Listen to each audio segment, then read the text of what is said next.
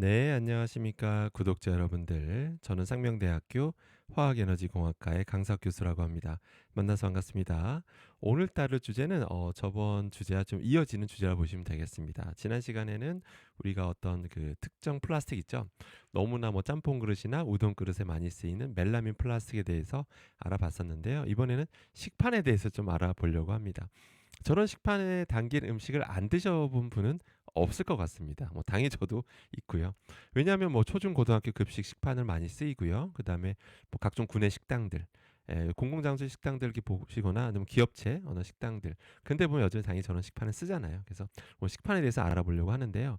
참고로 저 식판 뒷면을 제가 직접 한번 찍어봤습니다. 찍어보면요, 보시는 것처럼 이게 좀 자세히 이게 좀 보셔야 되는데 잠은 글자가 작아서 안 보이는데 이걸 제가 확대해 적어드리면 폴리카보네이트하고 적혀 있습니다. 폴리카보네이트.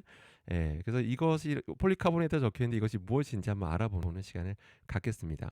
먼저 한번 비교를 좀 해볼게요. 저런 플라스틱 식판 말고 아니 스테인리스 식판 쓰면 좋은 거 아니야? 라고 이제 생각할 수도 있습니다. 실제로 군대에서는 저런 이제 스테인리스 식판을 많이 쓰죠. 지금도. 근데 여러분들 왜 플라스틱 식판을 선호하는지 혹시 아시나요? 그 이유가 있습니다.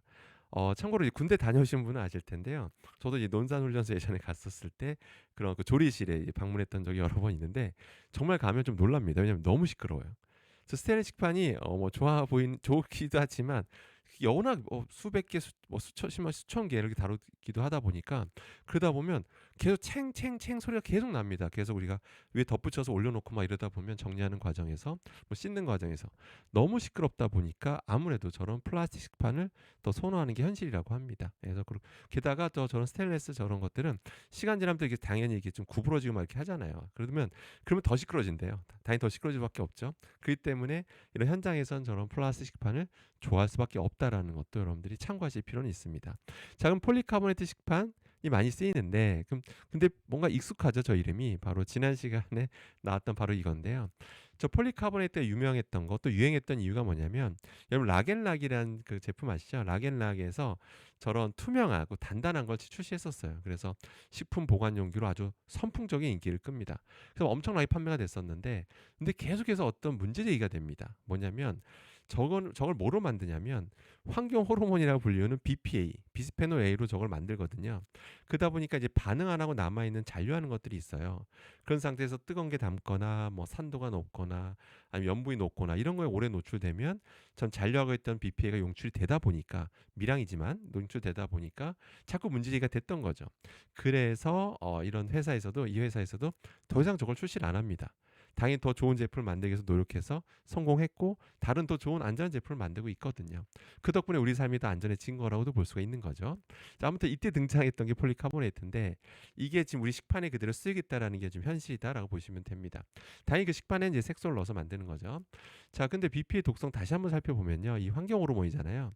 정말 이게 우리 몸에 들어왔을 때 잘 분해되거나 잘 배출이 되면 아무도 걱정을 안 했겠죠. 전 세계 아무도 신경 안 썼을 겁니다. 근데 이게 우리 몸에 들어와서 호르몬처럼 작동을 해요. 그러니까 한마디 배출이 안 돼요. 호르몬처럼 작동하면서 여러 가지 문제 일으키기 때문에 관리하는 건데 한마디로 내분비계 교란 물질입니다. 아무튼 그렇게 독성이 강하고요. 그 뭐 뿐만 아니라 일단 남성에 대해서는 정자수 감소, 뭐 여성한테도 호르몬 영향 주고요. 그다음에 요즘 뭐 태아나 뭐 어린아이한테까지 다 영향을 준다라고 알려져 있는데 문제는 요즘 이슈가 되고 있는 비만, 당뇨, 심혈관 질환들하고도 관련이 있다라고 알려져 있어서 계속해서 지속적으로 관리하고 있는 그런 위험한 화학 물질이다. 이렇게 보시면 되는 겁니다. 한마디로 노출을 최소화하면 해야 되는 게 중요한 거잖아요. 극미량 노출되는 건 괜찮지 않냐 이렇게 생각하시는 분도 계시는데 그렇지 않습니다. 미국의 굉장히 독성학자로 유명한 애나소토 연구팀이 어떤 연구를 했냐면 기존의 독성학자들 연구하는 것보다 200만 분의 1로 희석을 해서 실험을 해봐도 동물한테 노출시켰더니 내분비계 교란이 일어난다는 것을 밝힌 적도 있습니다. 그러니까 왜냐하면 그게 몸에서 안 빠져서 그런 거예요. 쉽게 얘기해서. 안 빠지니까 몸에서 또 호르몬처럼 작동하다 보니까 여러 가지 독성을 일으키는 거죠. 그 한마디로 최대한 노출을 최소화해야 된다. 이렇게 보시면 됩니다. 당연히 아무튼 우리나라도 관리는 하고 있는 건 맞습니다. 당연히 관리를 하고 있는데 일단 물을 기반으로 했을 때 용출 기준을 잡았을 때 우리나라 그 기준은 0.6 ppm입니다. ppm은 농도의 단위입니다. 물 기준으로 했을 때 0.6 ppm 이하로만 용출이 돼야 됩니다. 그 이상 용출되면 이제 판매가 안 되는 거죠. 또 문제가 되는 거죠. 자, 그럼 유럽은 어떨까요? 유럽은 당연히 눈치채셨겠지만 되게 엄격한 나라죠. 보시는 것처럼 0.05 ppm입니다. 0.05 ppm. 우리나라보다 훨씬 적죠. 0.05 ppm은요 사실상 현실적으로 거의 안 나오는 수준이다 이렇게 보셔도 될 정도입니다. 그만큼 유럽에서는 이거 심각하게 보고 있어요. 근데 우리나라는 이거보다 훨씬 더 관대하게 관리하고 있는 게 현실이다라고 보시면 되겠습니다. 자, 게다가 또 문제가 뭐냐면 정부가 제시하고 있는 어떤 용출 실험 조건이라는 게 있잖아요. 근데 그게 실제 현실과 완전히 동일하지는 않습니다. 그것도 참고하실 필요는 있어요. 물론 그거에 대해서 저도 이해하는 바는 있는데 완벽하게 현실과 동일하게 실험한다는 게 쉽지는 않아요. 그런데 아무튼 실제 현실에서 염분 높은 거에도 우리가 많이 노출된단 말이야. 그런데 실제 그 정부가 제시한 거에는 염분까지 고려를 못 하고 있습니다. 아무튼 그러다 보니까 염분 높은 음식이 많잖아요, 한국에는.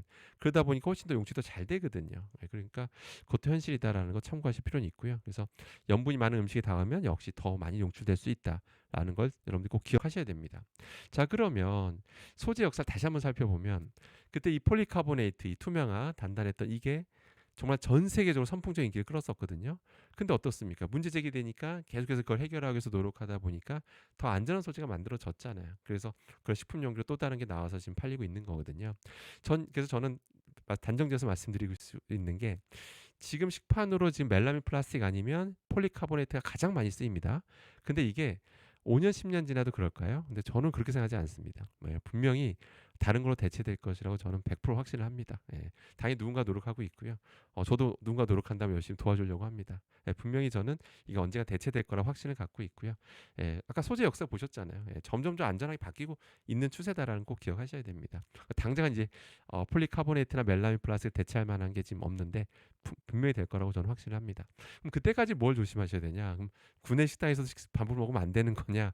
뭐 이렇게 생각할 수가 있는데 일단 너무 뜨거운 거, 그다음에 너무 산성도 높은 거, 너무 이제 염분이 높은 거, 오래 놨을 때 좀 문제가 되는 건데 제 팁을 하나 알려드리면 가급적이면 그런 좀 누가 와도 염분이나 산도가 높은 거 그런 음식이 놓여져 있다면 반찬을 놓았다면 가급적이면 위에 건더기 위에 쪽 음식들만 위주로 드시는 게 제일 좋다. 그러니까 직접 식판에 직접 닿았던 부위보다는 좀 위에 얹어져 있던 거 위주로 드시는 것도 하나의 팁이다라는 거 참고하실 필요가 있겠습니다.